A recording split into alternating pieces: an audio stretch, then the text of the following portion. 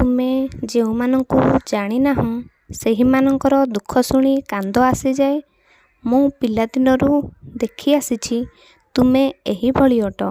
ତୁମେ ଅନ୍ୟମାନଙ୍କର ଖୁସିରେ ବି ଖୁସି ହୋଇଯାଅ ଏବଂ ଅନ୍ୟମାନଙ୍କର ଦୁଃଖରେ ଦୁଃଖୀ। ହଁ, ପିଲାଦିନରୁ ହିଁ ତୁମେ ଏମିତି ଅଟ।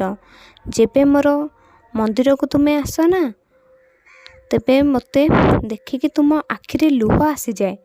ତୁମ ମନରେ ଭାବ ଯେ ମୁଁ ଯେତେବେଳେ ବି ଭଗବାନଙ୍କର ପ୍ରତିମା ଦେଖେ କାହିଁକି ମୋତେ କାନ୍ଦ ଆସିଯାଏ। ତୁମେ ସେହି ସମୟରେ ମୋର ଉପସ୍ଥିତି ଓ ଅନୁପସ୍ଥିତିକୁ ତୁମେ ଅନୁଭବ କରିପାରିଛ। ତେଣୁ ତୁମେ ଜାଣିଛ ଯେ ପିଲାଦିନରୁ ମୁଁ ତୁମ ଆଖପାଖରେ ଥିଲି।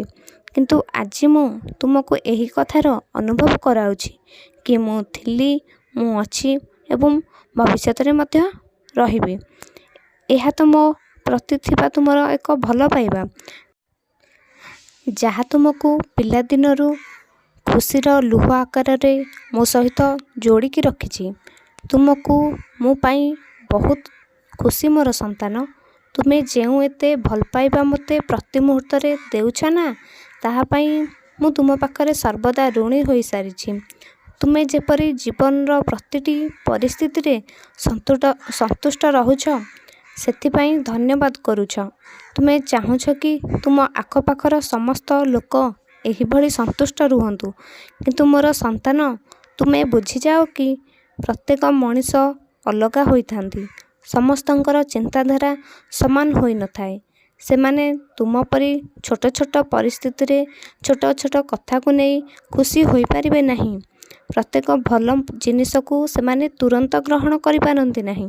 ତୁମେ ଚିନ୍ତା କର ନାହିଁ ମୋର ସନ୍ତାନ। ତୁମେ ତ ମୋ ଲୀଳାଗୁଡ଼ିକର ଗୁଣଗାନ କରି ସେମାନଙ୍କ ହୃଦୟରେ ଭକ୍ତିର ବୀଜ ବୁଣି ସାରିଛ। ତେଣୁ ସେମାନଙ୍କ ବିଷୟରେ ଚିନ୍ତା କର ନାହିଁ। ତୁମେ ଜାଣିଛ ମୁଁ ସମସ୍ତଙ୍କୁ ସମ୍ଭାଳୁଛି, ସମସ୍ତଙ୍କର ଦାୟିତ୍ୱ ଏବଂ ଯତ୍ନ ନେଉଛି। ତୁମେ କେବଳ ଖୁସିରେ ରୁହ ଏବଂ ସର୍ବଦା ଏମିତି ହସୁଥାଅ। ଓମ୍ ସାଇରାମ, ଜୟ ସାଇରାମ।